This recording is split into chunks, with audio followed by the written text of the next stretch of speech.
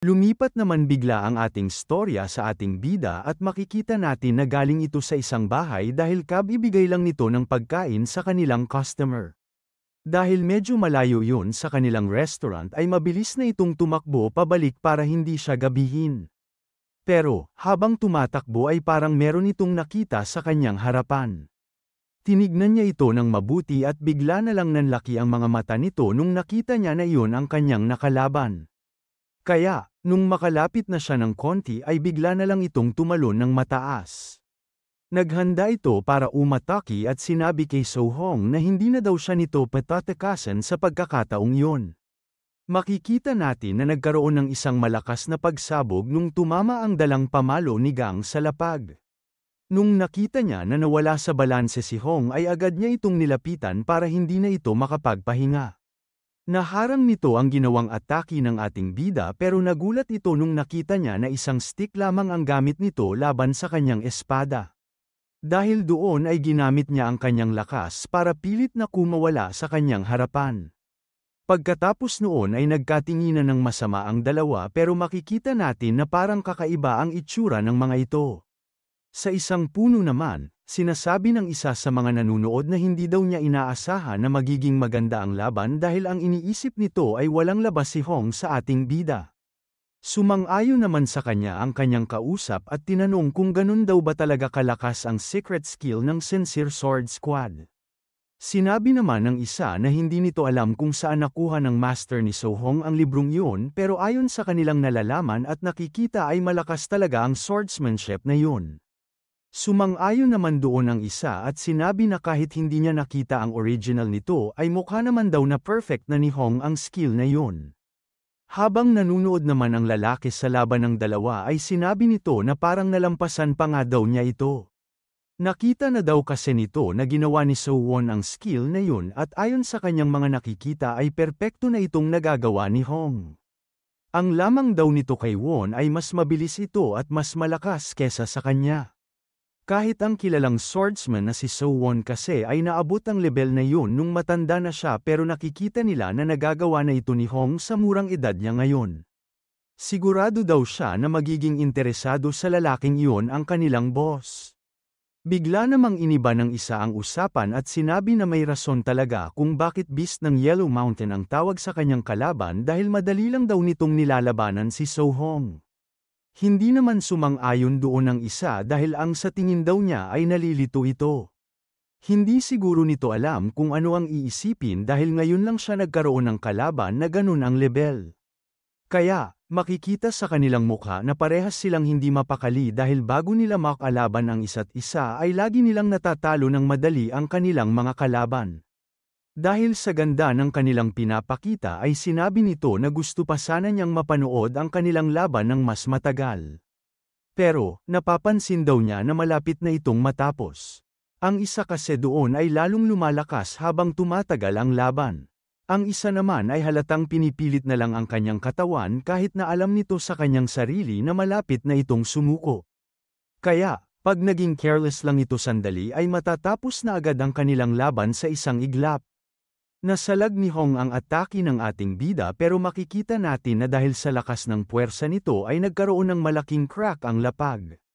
Hindi ito tinihil ni Gang kaya pagkatapos niyang dagdagan ang kanyang lakas ay bigla na lang nasira ang buong lapag. Hindi naman makapaniwala doon ang dalawang nanunood kaya inisip ng mas malaki kung patay na ba si So-hong. Kahit si Gang ay hindi alam kung buhay pa ito kaya sinundan agad niya ito sa baba at nilapitan. Dahil hindi ito kumikilos ay yumuko ito sa kanyang harapan at tinanong kung natutulog na ba siya. Makalipas lamang ang ilang sandali ay bigla na naman itong gumalaw at sinubukan agad atakihin ang ating bida. Hindi naman ito gumana dahil inaasahan ito ni Gang kaya madali lang niya itong naiwasan. Napangiti na lang ito at sinabi sa kanyang sarili na sabi na nga ba niya ay hindi pa rin sumusuko ang kanyang kalaban. Pero, nagbago ang kanyang itsura nung nakita nito ang mga mata ni So-hong. Doon na nito napansin na wala na itong malay at kumikilos na lang ang kanyang katawan nang hindi niya sinasadya. Dahil sa pag-iisip ni Gang ay hindi na niya namalayan na na-corner na pala ito sa isang bato. Hindi na ito nakaalis sa pwestong iyon kaya wala na siyang magagawa sa atake ng kalaban. Sa huling segundo ay nataas ng ating bida ang kanyang stick para salagin ang espada ni So-hong. Nanlaki na lang ang mga mata ni Gang nung napansin niya na hindi na ito kinakaya ng kanyang sandata. Dahil hindi tumigil ang lalaki sa kanyang atake ay makikita natin na nabali na nito ang kahoy ng ating bida. Pinakita dito na wala na pala doon si Gang dahil nakatakas na ito ng mabilis bago pa siya mapahamak. Pagkatapos noon ay bigla na lang nag-iba ang itsura ng mga mata ni So-hong. Si Gang pala ang may gawa dito dahil makikita natin na bago siya tamaan ng atake ni Hong ay napilitan na itong gamitin ang totoo niyang bilis. Sa isang iglap ay napunta ito sa likod ng kanyang kalaban at pinindot ang leeg nito para tuluyan na siyang mawalan ng malay. Wala naman munang ginawa doon ang ating bida dahil seryoso lang nitong tinignan ang lalaki habang dahan-dahan itong nahuhulog sa lapat. Pagkatapos noon ay bigla na lang niyang napansin na bigla na lang tumulo ang dugo galing sa kanyang ulo. Doon na nito naalala ang mga sinabi sa kanya ng kanyang master habang tinuturo sa kanya nito ang lahat ng kanyang alam. Pag na-master na daw ni Gang ang passion skills na galing sa kanya ay wala nang kahit na sino sa mundo ang makakatalo sa kanya. Pagdating daw ng panahong yun ay ang makakapalag na lang sa kanya ay ang 4 na siraulong tumaksil sa kanya. Pero, sigurado pa rin naman daw ang matanda na hindi pa rin siya kakayanin ng mga ito.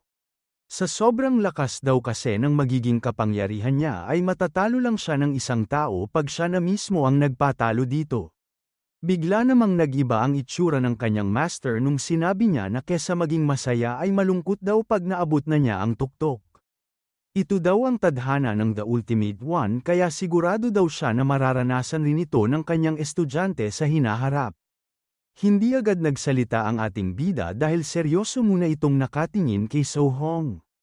Pagkatapos noon ay bigla na lang itong nagsalita at sinabi na mali daw ang ibang sinabi ng kanyang master. Nakangiti nitong iniisip na mukhang maraming malakas sa mundong iyon kaya masaya daw siguro kung bubuuin niya ulit ang Passion Clan. Sa dalawang nanunood sa taas ng puno, makikita doon na tahimik lang silang nakatingin sa nangyari. Nung napansin ng isa na mukhang tapos na ang kanilang laban ay tumingin agad ito sa kanyang kamasa pero napansin nito na hindi siya nagsasalita kaya tinanong nito kung meron bang kakaibang nangyari. Hindi naman agad ito sumagot dahil inisip nito kung sasabihin ba niya na sa isang iglap sa kanilang laban ay bigla na lang nawala sa kanyang paningin ang ating bida. Pagkatapos noon ay tumayo na ito at sinabi na wala namang nangyaring kakaiba at dahil tapos na sila sa kanilang laban ay pwede na din silang umalis doon. Tinanong naman ito kung ayos lang ba na umalis na lang sila ng ganun ang kalagayan ni So-hong. Magiging komplikado kasi para sa kanila kung may ibang mangyari sa kanya o makita siya doon ng mga pulis. Sinabi naman sa kanya ng kanyang kausap na siya ang gumawa ng gulong iyon kaya kung hindi siya makakapunta sa White Horse Squad nang dahil lang sa ganang problema ay hindi siguro siya para doon. Wala naman ang nagawa doon ang kanyang kausap kaya sinabi na nito na handa na rin siyang umalis. Pero bago iyon ay tinanong muna nito kung bakit niya sinabi kay Hong na sa Yellow Dragon Mountain ang daan papunta sa kanila at nandoon din ang kanyang nakalaban. Hindi naman daw kasi talaga doon ang direksyon papunta sa kanilang headquarters. Hindi naman daw niya inaasahan na pupunta doon ang lalaki dahil tinitignan lang naman niya kung ano ang magiging reaksyon nito pag nalaman niya na hinihintay siya doon ng kanyang kalaban. Lumipat naman na ang ating storya sa kwarto ng monk kung saan siya nagfa-fasting. Makikita natin na dinala pala doon ng ating bida ang kanyang kalaban kanina. Pagkatapos itong tignan ng matanda ay sinabi nito kay Gang na sobrang pagod lang ito at wala namang ibang problema sa kanyang katawan.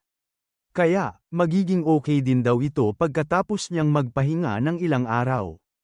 Tinanong naman siya ng ating bida kung ayos lang ba talaga na doon muna siya dahil baka pag nakita daw siya nito ay bigla na lang itong magwala. Pinaliwanag naman sa kanya ng matanda na mukhang hindi lang sila nagkaintindihan dahil akala daw kasi nito ay kaaway siya ng kanyang tatay. Hindi naman yun ang iniisip ni Gang dahil ang akala daw nito ay isa siyang assassin na nandoon para patayin siya. Tinanong naman sa kanya ng monk kung sino naman ang mag-uutos sa isang assassin para patayin ng isang matandang monk na laging nasa kwarto lamang.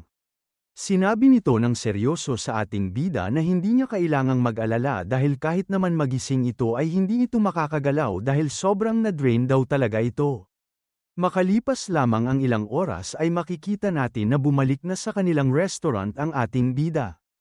Pero, bago ito pumasok ay tinignan muna nito kung nandoon ba si Yeri at ang kanyang boss. Bago dumiretso, tinignan muna nito ang kanyang sugat at napansin na tumigil na ang pagdudugo nito. Sigurado daw siya na magpepeklat ito pero tinapak na lang niya ito at sinabi na wala naman na siyang magagawa. Kumuha na rin siya ng kahoy sa lapag at sinabi na okay na yon dahil kaparehas naman ito ang dati niyang gamit. Nung ayos na ang lahat ay huminga na ito ng malalim bago pumasok sa loob para magpanggap na walang nangyari sa kanya. Pagkatapos noon ay mas asya na itong tumakbo papunta sa harap at sinabi sa may-ari na natapos na niya ang kanyang delivery. Hindi naman na pinansin ng matanda na medyo natagalan siya sa pagbalik kaya sinabi na lang nito na bilisan niya dahil meron pa siyang kailangang gawin. Bigla namang lumipat ang ating storya sa isang tagong lugar sa gitna ng kabundukan. Dito pala pumunta ang dalawang lalaki na nanunood kanina sa laban ng ating bida at ni So-hong. Sa loob nito ay makikita natin ang isang babae na natutuwa dahil sinabi sa kanya ng kanyang mga tauhan na dikit daw ang laban nila So-hong at ang estudyante ni Do Ko-young. Ito pala ay ang leader ng White Horse Squad na si Jin Gayong. Pagkatapos nitong inumin ang kanyang tsaa at sinabi nito na inaasahan naman talaga niya na ganun kalakas ang batang iyon. Pero, nung tinanong nito kung nasaan na ang matanda nitong master ay nanghingi agad ng tawad sa kanya ang lalaki. Hindi pa daw nila ito nahahanap dahil simula nung nawala ito ay hindi na siya gumawa ng kahit na anong ingay. Pero, naglagay naman na daw sila ng trap kung saan-saan kaya ang kailangan na lang nilang gawin ay maghintay. Pagtapos ng kanyang report ay yumuko na agad ito sa harap ni Jin para magpaalam na. Pero, bago niya ito paalisan ay tuminigin muna ito kay Captain Yang Hak at tinanong kung ano ang kanyang masasabi. Hindi naman nito alam kung ano ang tinutukoy ng kanilang leader kaya tinanong nito kung ano ang ibig niyang sabihin. Nagulat ito nung sinabi sa kanya ng boss na dahil galing siya sa Patchen clan, kamusta daw ang estudyante ng dati niyang leader. Pwede na daw bang tawaging tagapagmana ng kanilang clan ang estudyante ni Do Ko-young na si Gang Yong? Lumapit ito sa harap ni Jin at sinabi na hindi daw niya alam kung kwalipikado ba siya para magkaroon ng opinyon doon. Pero, ayon sa kanyang mga nakita ay hindi pa ito pulido at masyado pa siyang hindi nagseseryoso. Napangiti naman doon ang kanilang leader at sinabi na okay lang naman yon. Sigurado daw siya na malapit na nitong ipakita sa kanila kung ano talaga ang tunay niyang lakas. Lumipat naman na ulit ang ating storya sa kwarto ng monk dahil nagdala ito doon ng pagkain para kay So-hong. Pero, nakita niya na nakaayos na ang ang hinihigaan nito at wala na doon ang lalaki. Pinakita dito na nakaalis na pala siya doon kahit na mukhang hindi pa talaga ito magaling. Meron pa kasi siyang kailangang gawin kaya kahit na sobrang sakit pa ng kanyang katawan ay kailangan na niyang maglakad. Nag-iba naman na muna ang ating storya dahil lumipat ito sa isang lalaki na nagsasabi na pare-parehas daw lagi ang nangyayari sa kanya. Nag-iiba lagi ang pakikitungo sa kanya ng mga taong malapit sa kanya pag nalalaman nila kung ano ang kanyang nakaraan. Pagkatapos nilang malaman ang totoo ay nalilito sila, natatakot, nagagalit, at unti-unti na silang lumalayo sa kanya. Natigil naman ito sa kanyang iniisip nung narinig nito ang kanyang kasama na nagsalita.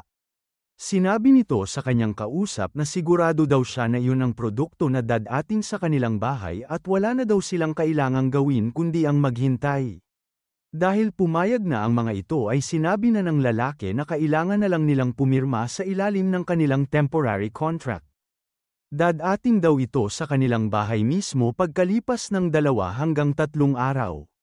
Nung wala nang naging problema ay yumuko na ang dalawang ito para magpaalam sa kanilang customers. Habang naglalakad ay bigla nitong tinanong ang lalaki kung ano ang masasabi nito sa kanyang ginawa.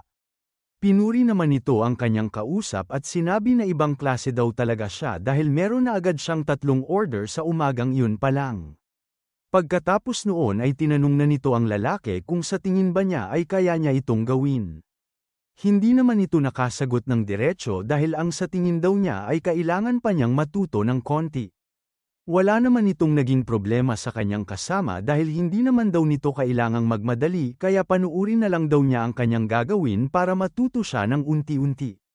Habang naglalakad ang mga ito papunta sa susunod nilang customer ay pinaliwanag niya na sila daw ay mga merchants. Pero, hindi daw sila mga normal na merchants na nagbebenta sa mga tindahan dahil bumibisita sila sa mga bahay ng tao para alokin ang mga ito ng harap-harapan. Ito daw ang makabagong paraan para magbenta sa panahong iyon at ang tawag dito ay door-to-door sales. Ayon sa nagturo sa kanila, hindi daw sila nagbibigay ng kailangan ng customer dahil kailangan nilang gumawa ng paraan para kailanganin nila ang kanilang binibenta. Sa madaling salita, kailangan daw isipin ng kanilang mga kausap na kailangan nila ang binibenta nila sa kanila ngayon din. Nag-umpisa daw ito dahil wala nang magagawa ang maliliit na merchants dahil nauubos na ng malalaking kampanya ang kanilang mga customer kaya kailangan nilang gumawa ng kanilang sarili. Pero, kahit na ano ang gawin nito ay wala pa daw siyang nabebenta kahit isa. Hindi nito alam kung yun ba talaga ang para sa kanya dahil alam nito sa kanyang sarili na hindi ito magaling makipag-usap sa mga tao. Kaya daw ata siya pinasama ng kanilang brand manager sa lalaking iyon ay dahil isa na itong experienced merchant. Gusto siguro nito na makakuha siya ng teknik sa kanyang kasama dahil pag hindi pa siya nakabenta ay baka mawala na siya ng trabaho. Natigil na naman ito sa kanyang iniisip nung nagsalita na ulit ang kanyang kasama at tinanong kung ano nga ulit ang kanyang pangalan. Ngumiti naman ito sa lalaki at sinabi na siya ay si Gaubok na galing sa Yellow Dragon Mountain. Nung tinanong nito kung kasal ba siya ay masaya nitong sinabi na oo at meron daw siyang 3 anak. Naging seryoso naman ang kanyang kasama at sinabi na kung ganun pala ay kailangan niyang galingan para sa kanyang pamilya.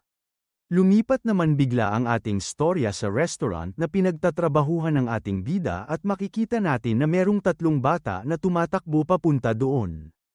Masaya nilang tinawag ang kanilang chubby brother sa loob at sinabi na nandoon na daw sila. Bigla namang natigil ang mga ito nung lumabas ang isang napakalaking lalaki. Hindi naman makapaniwala ang 3 dahil grabe naman daw ang nilaki ng kanilang brother sa loob lamang ng ilang araw. Pero, hindi naman ito ang ating bida dahil pagkaalis ng customer na yun ay makikita natin siya sa likod nito. Pagkakita nito sa 3 bata ay hindi nito alam kung bakit ganun ang kanilang itsura kaya sinabi nito na pumasok na lang sila doon. Sa loob ng restaurant, makikita natin ang isang magandang babae na naglilinis ng mga lamesa. Nagulat ito nung nakita niya ang kanyang mga anak na pumasok doon kaya nilapitan agad niya ang mga ito. Nung tinanong ng babae kung ano ang ginagawa nila doon ay hindi naman agad sila sumagot dahil hindi daw nila kilala kung sino siya. Nung narinig naman ito ng may-ari ng restaurant na naka-makeup ay bigla na lang itong natawa ng malakas. Inakbayan nito ang babae at sinabi sa 3 bata na yun daw ang kanilang nanay at kaya daw ito gumanda ng ganon ay dahil sa kanya. Nabigla naman ang isang lalaki na nandoon dahil kilala nito ang babae at narinig nito ang sinabi ng may-ari. Kaya, tinanong nito ang kanyang mga kasama kung ano ang make-up na gamit nito at kung paano naging ganun ang kanyang itsura. Kasama pala nila doon ang monk at sinabi na hindi pala nila alam ang tungkol sa may-ari ng restaurant na yun. Narinig naman ni Miss Song ang sinabi nito na ibang klase daw ang make-up skills ng matandang yun. Dahil hindi nito gusto na tinatawag siyang matanda ay bigla na lang may nabasag na baso sa mukha ng monk. Pagkatapos noon ay nanghingi agad sa kanya ng tawad ang may-ari at sinabi na dumulas daw ito sa kanyang kamay. Alam naman ng kanyang mga kausap kanina na hindi ito aksidente kaya natakot ang mga ito sa kanya. Dahil doon ay pinalabas na muna ng babae ang kanyang mga anak at sinabi na umalis na muna sila doon dahil hindi pa tapos ang kanyang trabaho. Nakita naman ulit nila sa labas ang ating bida kaya tinawag ulit nila ito. Sinabi ng 3 na wala daw silang magawa kaya tinanong agad sila ni Gang kung ano ang gusto nilang gawin. Nung sinabi nila na gusto nilang kumain ay bigla na lang nag-iba ang itsura ng kanilang kuya at sinabi na gusto din daw niya yun. Kaya, sinabi nito sa kanila na maghintay muna doon dahil gagawan niya ito ng paraan. Makalipas lamang ang ilang sandali ay bigla nang nilapag ni Gang ang isang bilaw ng dumplings sa lamesa ng mga bata. Makikita dito ang kanilang tuwa kaya nagpasalamat na agad sila kay Gang. Nung nakita nila doon si Yeri ay nagpasalamat din ang mga ito sa kanya dahil alam nila na siya ang nagluluto doon. Uupo na sana doon ang ating bida para kumain pero pinatigil muna siya ng babae. Hinawakan nito ang bilbil ni Gang at sinukat kung malaki na naman ba ito. Pagkatapos niya itong masuri ay sinabi nito na kung kakain siya ngayon ay hindi na daw siya nito bibigyan ng pagkain mamayang gabi. Dahil wala naman itong magagawa ay umupo na lang ito doon at pinanood silang kumain. Bigla naman itong naalala ang kanilang tatay kaya tinanong nito kung bakit matagal na siya nitong hindi nakikita. Pinaliwanag naman sa kanya ng mga ito na lagi itong nagtatrabaho at madalas daw siyang umuuwi ng madaling araw para lang maligo at bigla na lang din aalis. Ginagawa daw niya ito para sa kanila dahil pag gumaling daw siya doon ay magkakaroon sila ng maraming pera. Napalingon naman sa likod si Ubok kung nasan man siya dahil parang naramdaman nito na parang pinag-uusapan siya ng ibang mga tao.